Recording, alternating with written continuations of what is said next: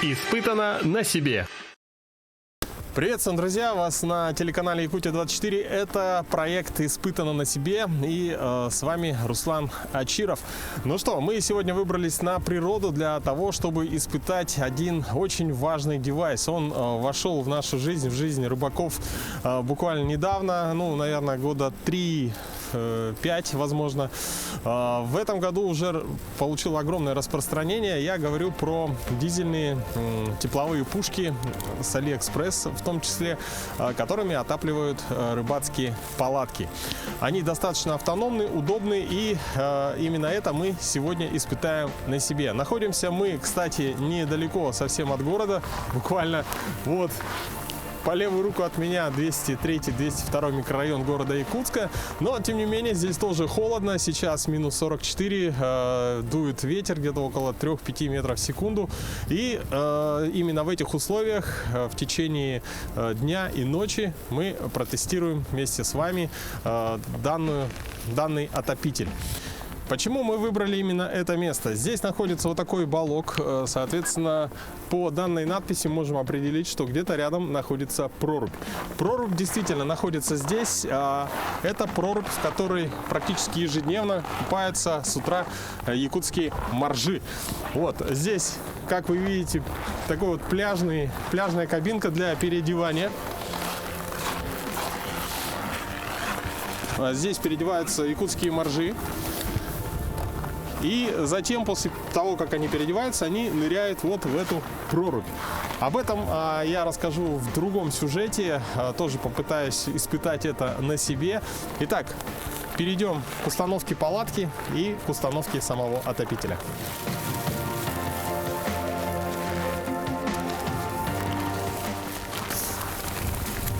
Кстати, тоже будет интересно посмотреть на эту палатку, потому что она некий такой гибрид между кубической палаткой и, соответственно, не та сторона, надо ее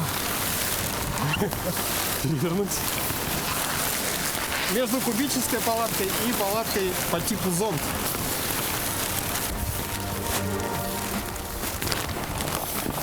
Впервые палатка устанавливается в такую низкую температуру. Как раз протестим.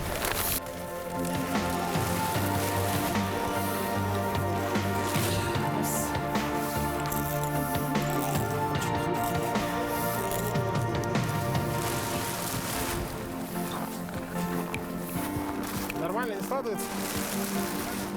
Ага, хорошо. Да-да-да, доставим. А я пока.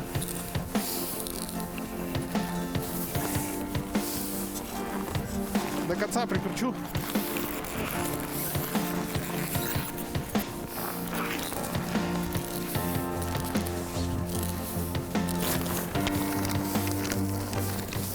Друзья, мы сейчас полностью установили палатку, поставили отопитель, соответственно, присыпали юбки палатки снегом для того, чтобы холодный воздух внутрь не попадал. Так, у нас есть градусник, мы его вытащили недавно из машины, он пока показывает минус 37 градусов. Сейчас где-то так и есть, может минус 40, плюс-минус. Возьмем секундомер, возьмем градусник, поместим его внутрь палатки где-то на уровне груди и запустим отопитель. Посмотрим, за какое время он выйдет на комфортную температуру.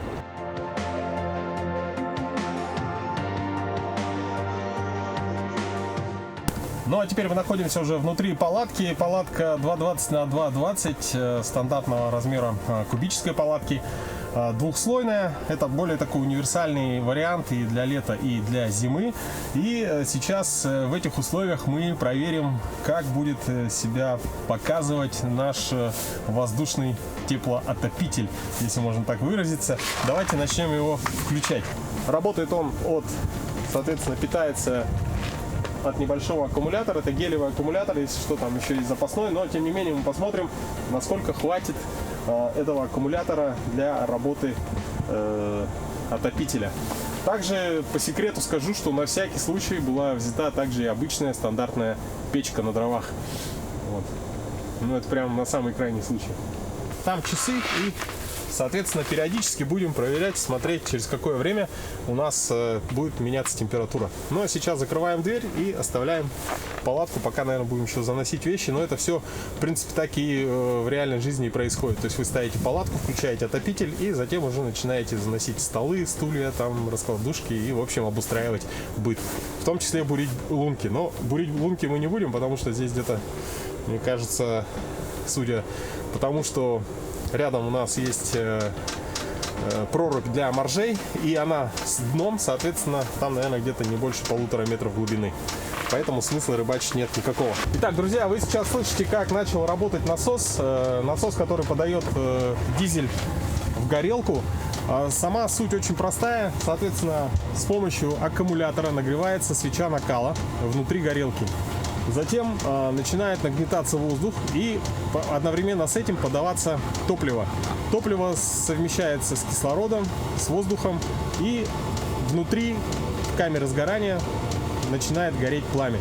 Соответственно, выхлоп выходит на улицу, наружу, а теплый воздух по теплообменнику начинает циркулировать внутри палатки. То есть берется воздух из палатки и затем прогоняется через теплообменник. Таким образом, можно более эффективно отопить палатку. Ну что, давайте оставим, пусть работает.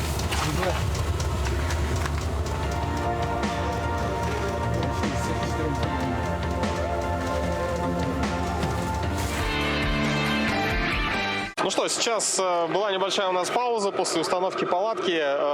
Посмотрим сейчас, на сколько времени прошло и какая температура. Также для чистоты эксперимента поставим вот такой вот анализатор СО, угарного газа. В палатке уже ощущается тепло. Сейчас посмотрим на температуру. Температура уже около 13 градусов. 13 градусов. Время у нас прошло 40 минут. Можно сделать где-то погрешность там минут 5, потому что мы как бы нарастили еще трубку.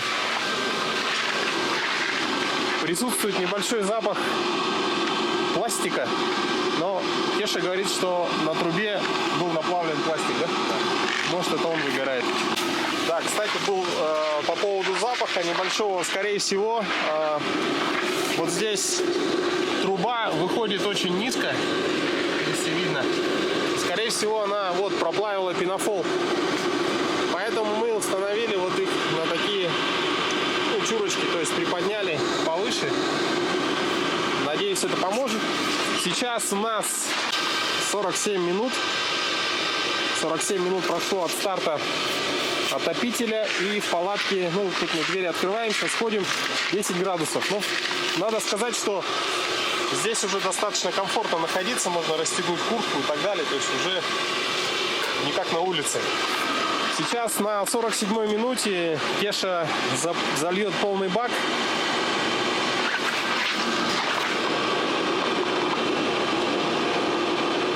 И мы посмотрим расход по времени, сколько, насколько хватает полного бака.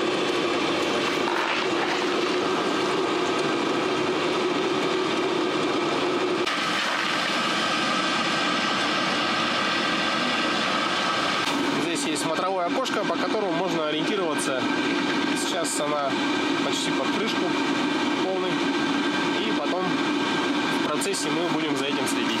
Так, как я уже говорил, у нас с собой на всякий пожарный есть мешок дров. И, собственно, сама печка. Но сейчас пока вытащим раскладушку и установим ее в палатку.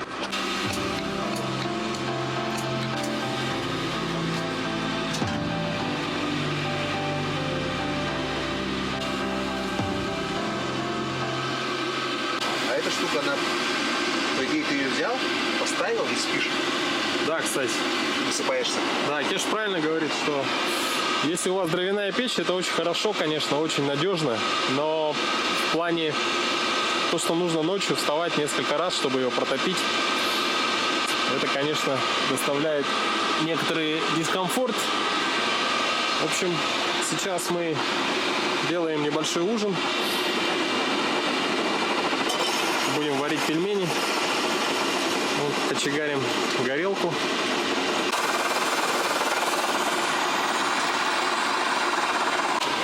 давайте посмотрим, сколько времени, во-первых, прошло с того момента, как мы включили отопитель. Час 55 и 2 часа. И, соответственно, мы уже сидим в палатке где-то минут 15, да, 20. Соответственно, дверь не открывали и уже комфортная 20-градусная температура. Плюс еще добавляет у нас, конечно, тепло горелка, на которой мы сейчас будем варить пельмени. Водичка уже вскипела. Давайте загрузим.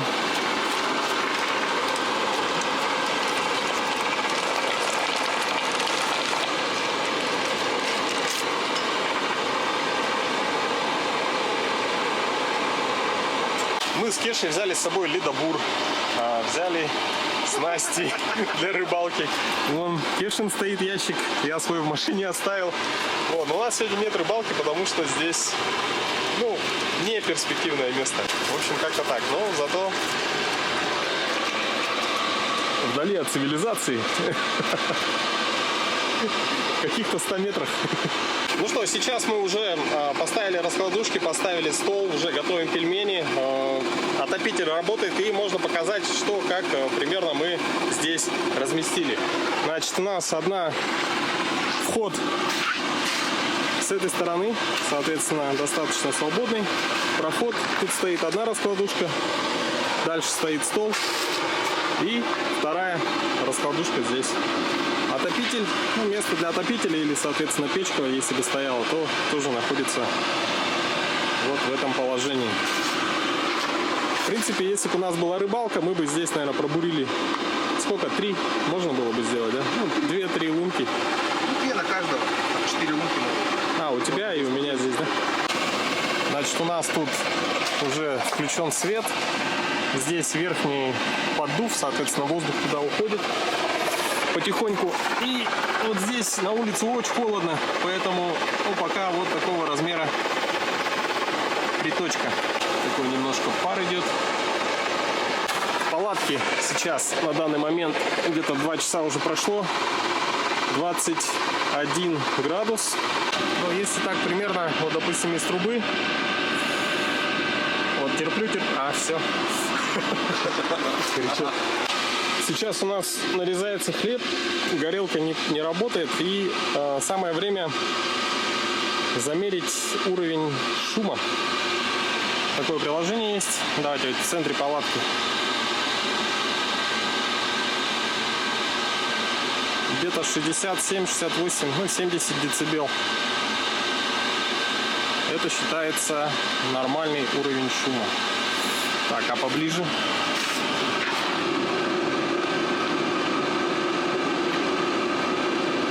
Уже 76-77, а около мотора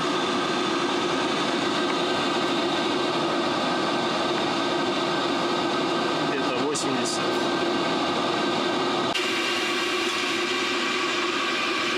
Так, палатки сейчас, тут дверь открывали 15. В среднем держит 15-20. На улице у нас минус.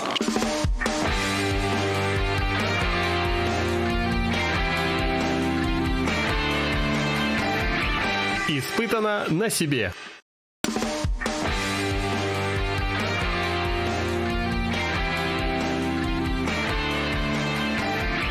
Испытано на себе. Разница температуры между уличной температурой и внутри палатки составляет около 60 градусов.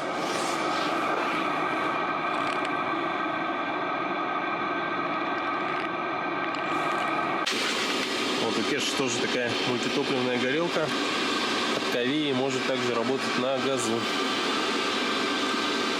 Сейчас бензин, да? Принцип работы такой, что пламя сейчас нагревает вот эту вот трубку, в которой также подается бензин. Он переходит в газообразное состояние и под давлением уже начинает разгораться.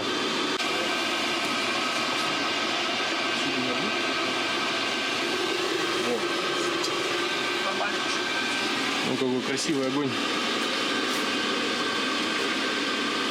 Что мы сейчас кипятим чай.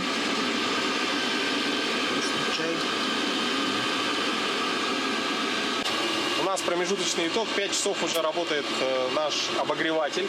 Соответственно, в палатке сейчас держится температура в районе 20 градусов. Хотелось бы сказать, что с открытием дверей и так далее, когда выходим туда-сюда, где-то ниже 15 градусов не опускалось. То есть, в принципе, держится комфортная температура, печка справляется.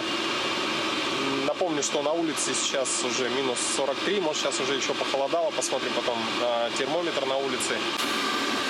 Хотелось бы еще рассказать про плюсы вот таких вот мультитопливных горелок. То есть у вас там находится бензин, и, соответственно, в любую температуру минусовую он работает. В отличие от газовых баллонов, которые при минусовой температуре уже перестают функционировать. Здесь вот топливо идет. Ага. Система, видишь, она? Здесь есть резиновая колечко-прокладка. Ага. Вот она может замерзнуть, тогда будет капать здесь.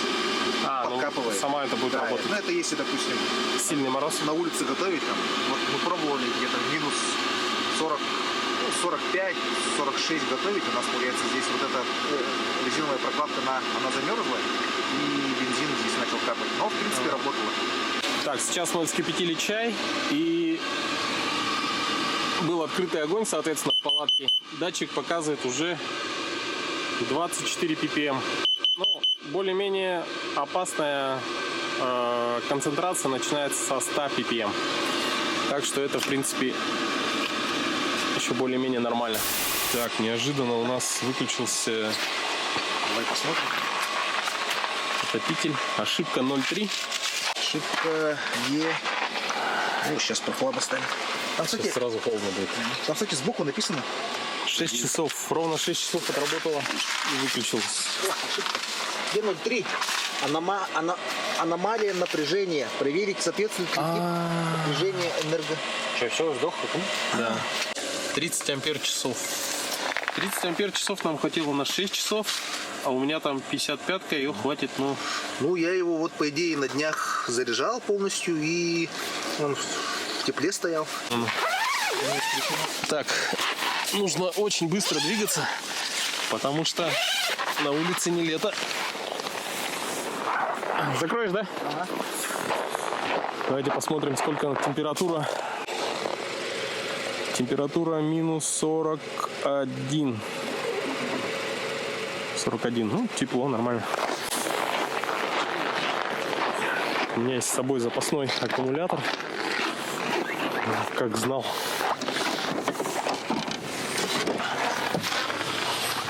Вот, это нам сегодня пригодилось. Ледобур. Здрасте. И аккумулятор. Надеюсь, не придется ночью вставать, печку топить.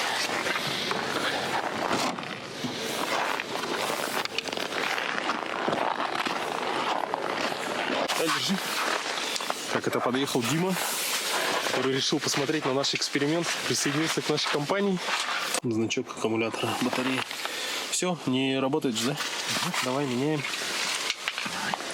Раз, два.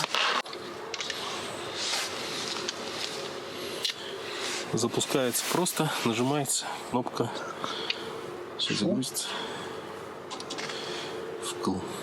Так, ну что, около 3 минут работает в тихом режиме, потом начинает работать насос топлива, и уже, видимо, когда свеча накалена, начинает уже нагнетать и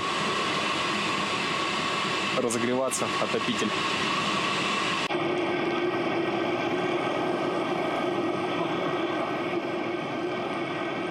Так, время в Якутске 10 часов 25 минут, и эксперимент с отопителем продолжается. Я нахожусь сейчас в палатке, тут достаточно комфортно. Значит, что у нас по времени? Отопитель работает уже 8 часов 35 минут, 34. И держится температура около 20-18 градусов. Вот, ну, в принципе, все работает. Чем себя занять? Что еще интересного можно вам показать? Я решил проверить одну интересную теорию. По крайней мере, достоверных прямо фактов, доказанных, что это работает, пока я не видел. по крайней мере, в видеообзорах. Этой зимой я увидел информацию, что на Урале водители возят с собой в машине вот такие вот военные котелки. Внутри у них находятся свечи и спички. Для чего это делается, я попробую сейчас вам объяснить и, соответственно, на своем опыте это испытать. Значит, ситуации на дорогах бывают разные, и я думаю, вы все, как сознательные люди, в дальнюю дорогу берете все необходимое. Аптечки, теплые вещи, особенно зимой, и так далее. То есть все, что вам может потребоваться в случае чрезвычайной ситуации. Вот. Этот котелок у нас будет играть роль печки. То есть мы сейчас инсценируем поломку мотора, то есть двигатель выключим, и сейчас на улице минус 41-42 градуса. Посмотрим, насколько сможет сопротивляться данный котелок, отопитель наступающим холодам. 3 свечи будут поставлены сюда, соответственно, здесь будет у нас огромное количество дырок, куда будет поступать воздух. Свечи зажигаются и ставятся на половик, соответственно, в машине, в автомобиле. Теоретически данная печка должна давать тепло. Итак, первое отверстие готово. Нужно сделать еще, я думаю, очень много.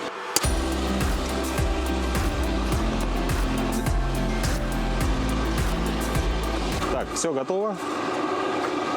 Соответственно, отверстие внизу, отверстие в крышке, и еще добавил отверстие по бокам, ближе к нижней части котелка. Все это дело у нас будет вот так закрываться. И сейчас осталось подогнать длину свечей под этот котелок. Опа! Что, готовы? Готовы 3 свечи. Знаете, вот около большой огромной проруби ночью, почти в полночь, зажигать свечи, то еще удовольствие. Так, что получилось, давайте покажу. Вот таким образом свечи располагаются в котелке. Сейчас их всех зажгем и накрываю крышкой. Вот глядя вот, не знаю, она, конечно, сейчас еще не разгорелась, но, допустим, вот эта часть и вот эта пушка дает гораздо больше. Ну, здесь у нас 5 киловатт, здесь я не знаю сколько. Пока меня гложет сомнение. Оп. А свечи-то у нас затухли. Кислород весь выгорел. Уже на процессе подготовки. У нас тут еще одна проблема. Что-то случилось с отопителем. Так, напомню, что у нас уже садился аккумулятор. Тут, видимо, в этот раз закончилось топливо. Закончилась солярка. Давайте зафиксируем этот момент. Был полный бак. Итак, время работы 9 часов 16 минут. Закончился один бак. Доливали полный. И на полной мощности за 9 часов вся солярка у нас кончилась. Есть еще канистра. Сейчас наполню снова. И продолжим. Чем хорош дизель, то что он гораздо безопаснее бензина. В плане не только горючести, но и выхлопа. То есть, если, например, палатку топить бензиновым таким подобным обогревателем, то это гораздо опасней. Так как в случае, если подует ветер и выхлоп будет идти к вам в палатку, то ничего хорошего из этого не выйдет. Включаем снова. По ощущениям, литров 5 бак. Скорее всего, такие есть. У Кеши не было инструкций у хозяина этой пушки. Но что-то мне подсказывает, что там 5 литров.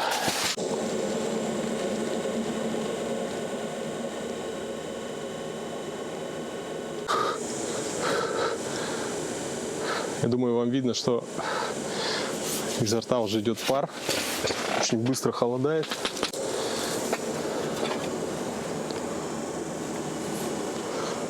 На столе 8 градусов. Итак, возвращаемся к нашему котелку. Количество дырок я увеличил, как диаметр, так и еще добавил в крышки. Ну что, как говорится, дубль 2. Закрываем нашу печку и ждем. Напомню, что сейчас я делаю это для того, чтобы все, что можно выгореть, выгорело, чтобы в машине не было лишних запахов и примесей. Но сейчас гораздо лучше горит, не тухнет. Итак, сейчас, я думаю, через 5 минут посмотрим, что будет с котелком.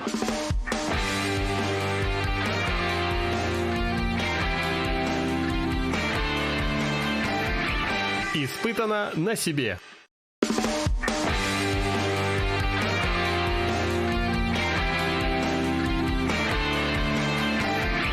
Испытано на себе. Так, прошло 5 минут. Что можно сказать? Можно сказать то, что тепло есть, как бы можно погреть руки. Не знаю, насколько это согреет машину, особенно в минус 40. Если, например, как говорят, что в машине лежит такой котелок, в нем куча свечей, спички, соответственно, вам нужно не только не запаниковать, сориентироваться, если у вас заглох двигатель, еще это все вытащить, наплавить воск, установить туда свечи и сделать это все максимально быстро. Поднялся ветер. Отопитель я поставил на такой средний режим работы.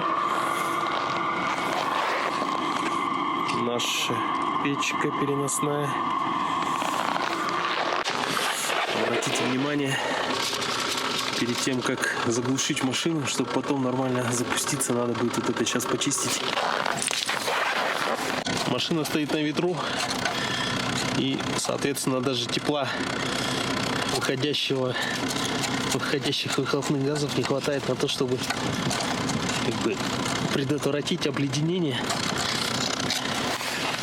Сейчас, я думаю, немного погазовать.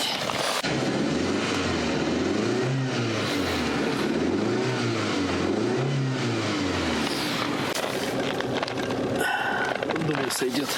Друзья, ну что, теперь я уже нахожусь в автомобиле, перенес все, что необходимо сюда. Значит, здесь газоанализатор, датчик CO2, угарный газ показывает по нолям. Положу ее на торпеду. Также градусник, термометр показывает даже попрохладнее, чем в палатке. Здесь машина стояла на холостых, на уровне торпеды. Сейчас около 14-15 градусов. Сейчас на улице также достаточно сильный ветер, боковой, дует он с правой стороны. Так, накрываем крышку.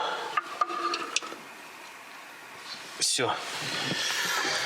Наша печь работает. Теперь смотрим на прогрессию по температуре, по ощущениям и по времени, а также газоанализатору. Спустя буквально каких-то 7 минут температура понизилась до плюс 9 градусов. То есть упала почти на 5 градусов. 40 минут. Температура в машине минус 4. Так. По угарному газу по нулям. Температура двигателя. —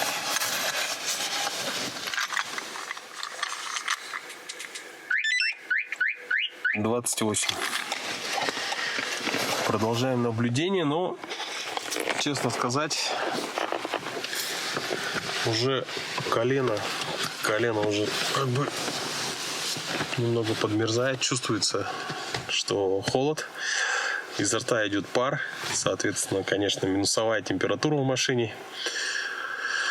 Ну, я на самом деле думал, что быстрее промерзнет машина. То есть 40 минут. 41 достаточно. Вроде бы как неплохой вариант, неплохой результат. 54 минуты прошло. Температура потихоньку падает, уже -6. Это в районе торпеды. Внизу, по ощущениям, по моим ногам, гораздо холоднее. Сейчас я даже покажу. Статья. Зачем на Южном Урале возят с собой котелки дырявые? Во-первых, в этой статье написано, что половина свечи горит 3 часа. Судя по моему личному опыту, который я испытал сейчас на себе, кажется, 1 или 2 свечи уже затухли. Но даже если бы все свечи горели, то это бы не помогло согреться в машине. То есть в статье написано, что при -30 градусах внутри машины, ну, при условии, что там, в принципе, все так закрыто, поддерживается температура +17-18 градусов. По угарному газу у нас все по нулям, все по-прежнему. По ощущениям есть такой запах, как бы, да, от самого котелка, но каких-то там других ощущений нету. То есть там головная боль и так далее. Так, котелок вот здесь слегка теплый. Да, он уже перестал греть. Ну все. Никаких 3 часов. Час. Даже час не прогорели свечи. То есть, ну, с учетом того, что они были немного коротковаты, я думаю, как раз где-то, наверное, бы на час их хватило. Но надо учитывать, что температура достаточно высокая внутри котелка. И, скорее всего, нужно еще учитывать то, что подобрать количество отверстий. Как-то это, к этому более научно подойти. Но, на мой взгляд, овчинка выделки не стоит.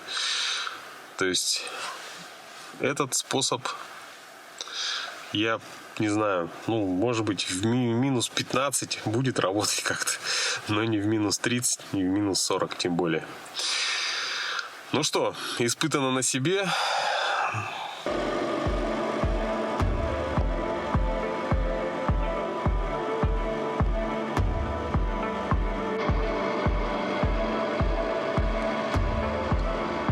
Спать мне осталось около 4 часов. Я вот думаю, довериться ли емкости аккумулятора, повидавшего виды, и спокойно уснуть, либо занести печку. Потому что мало ли что. Как показал опыт сегодняшний, палатка выстужается буквально в течение, мне кажется, 15-20 минут тут будет как на улице. Все-таки занес печку, чтобы меньше времени потом потратить в случае форс-мажора. Так, бак полный почти. С аккумулятором вопрос, но думаю, выдержит до утра. Все, спокойной ночи.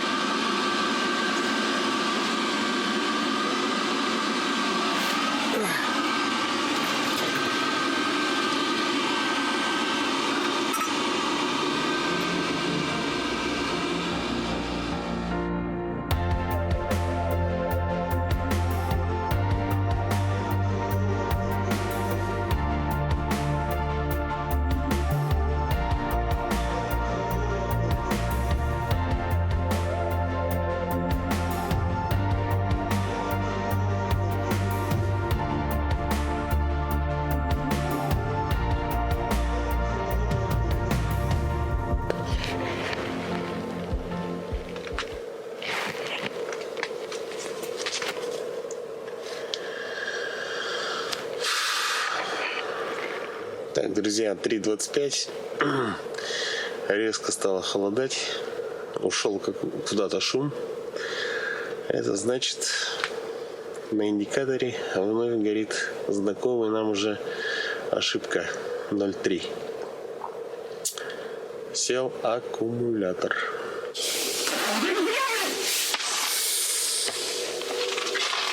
Очень холодно. Особенно когда просыпаешься, из теплого спальника неохота вылезать. Но здесь просто очень быстро становится, как в холодильнике. Раз, два, три. Друзья, оказывается, без шума вот этой пушки слышно все вокруг, как все вокруг шелестит, как трещит лед, вслушиваешься в шорох. Вот. Короче, новое ощущение. Я вроде бы быстро собрал. Тут бегал с открытой дверью. В палатке уже минус 10. Надо быстро растапливать. Пламя есть, тяга есть. Теперь ждем тепло. Да, я даже на время не смотрел, но, по-моему, все это заняло около 15-20 минут. И, надеюсь, в течение ближайших 5 минут здесь станет настолько жарко, что можно будет снять шапку. Старая добрая печка. Нет ничего лучше этого.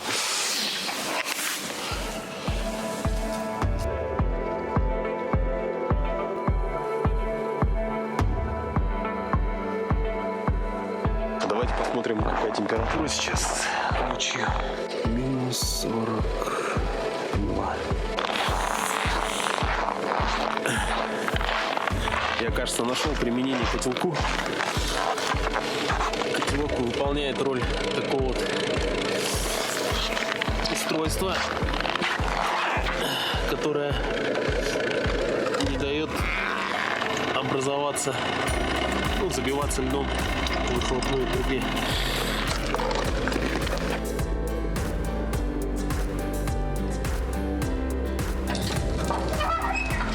Итак, печка разгорелась, я ее поставил в экономный режим.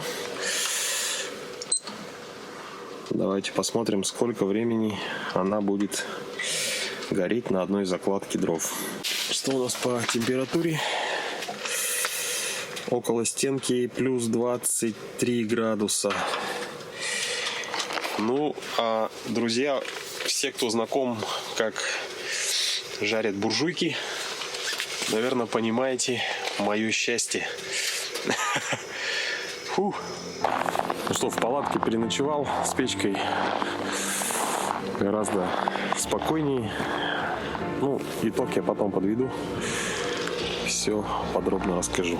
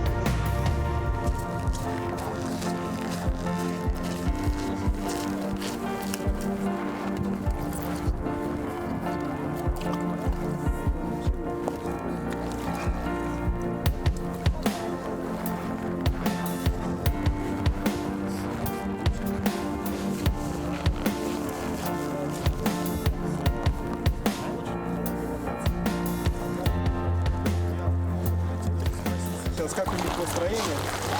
Как у вас настроение? Ну, доброе утро. Доброе утро. Настроение отличное. Все тело иголками. Заряд бодрости сразу.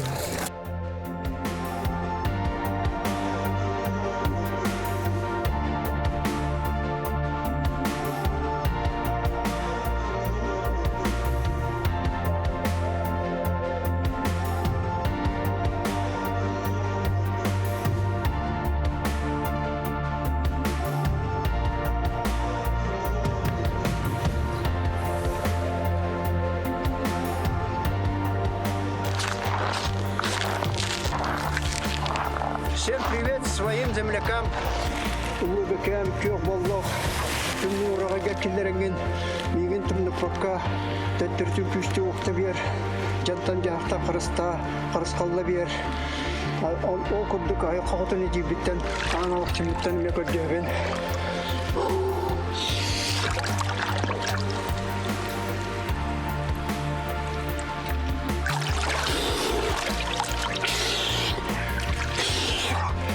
Николай Николаевич, расскажите про ваш клуб Саха-Моржи.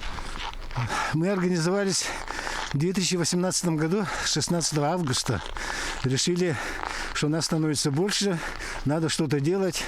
И решили вот создать организацию, общественную организацию. И с тех пор уже постепенно где-то нас стало около 30 человек. И тех, кто всю зиму купались, где-то около 20. Ну, там кто-то чуть раньше заканчивает, кто-то приходит, когда у нас тепло в вагончике становится. Вот. Но по-разному, но моржей стало все больше. Ну и ваши пожелания нашим зрителям? Ну, конечно, также здоровья вам. И здоровье всегда человек делает только сам. Поэтому занимайтесь спортом, занимайтесь закаливанием. Потому что когда человек все время привыкает к тепле, начинает атаковать болезни, начинает старость атаковать. Поэтому оставайтесь всегда молодым, здоровым. Расскажите, как вы к этому пришли? Ну, раньше я тоже занимался в плане обтиранием, холодный душ. Ну, и пришел с того, что это для здоровья в первую очередь полезно. Ну, с этих целей, с этих побуждений как-то мне очень понравилось это. И вот начал заниматься сюда, вот с Николаем Николаевичем познакомился, начал приходить сюда. Здорово. Есть какие-то, заметили изменения в организме? Ну, конечно, и ты чувствуешь себя бодрым вообще полностью. У тебя целый день, ты посвящен прямо, сон у тебя крепкий. Ну, нервная система, во-первых, в первую очередь она как бы расслабляется. Ночью ты засыпаешь очень хорошо, спишь. И сон прямо достаточно 7 часов тебе выспаться вообще хорошо. Ну, вообще это для здоровья как бы, да. Изначально раньше я тоже слышал, что это очень полезно.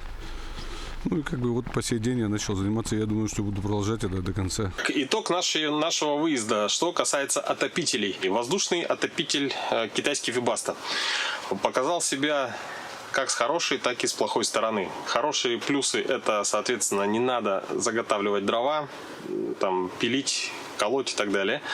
То есть он стоит себе, работает, тебе тепло и комфортно. По минусам пробежимся тоже обязательно. Первый минус, который бросается в глаза, вернее в уши, это звук. Но он гудит достаточно сильно, то есть можно даже сказать, что вокруг палатки, ну как обычно бывает, вслушиваешься там что-то, очень сложно будет что-то услышать. Во-вторых, это прожорливость в плане электроэнергии. Аккумулятор 30 ампер-час был съеден за 6 часов, гелиевый. 55 ампер-часов с 8 часов вечера до 3 ночи работал. То есть это тоже порядка там не намного больше, чем 30 ампер-часовой. Вот, заставил меня сегодня, конечно, посуетиться отопитель. Ну, в плане удобства можно посоветовать его для выезда на один день, на сутки. То есть взять с собой либо емкостный аккумулятор топлива, включили. Если шум вас не раздражает, то можно вполне себе спокойно с ним рыбачить, отдыхать. Можно его подключить к автомобилю. То есть если автомобиль запущен, на улице холодно, то есть автомобиль работает, и вы его к своей сети запитываете, и он у вас также работает, используя электричество от вашего автомобиля. В общем, каждому решать по своим возможностям, по своим желаниям и так далее. Но, тем не менее, я думаю, что если вы ездите куда-то далеко, то никогда не забывайте про обычную буржуйку. Печка, она простая и надежная. Так, что касается печи. В этот мороз одна загрузка дров примерно где-то в среднем 2 часа.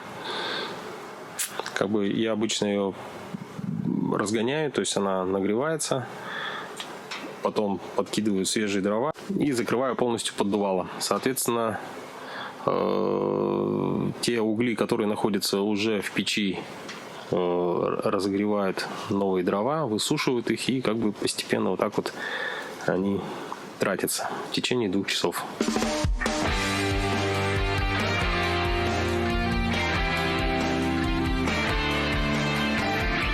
Испытано на себе.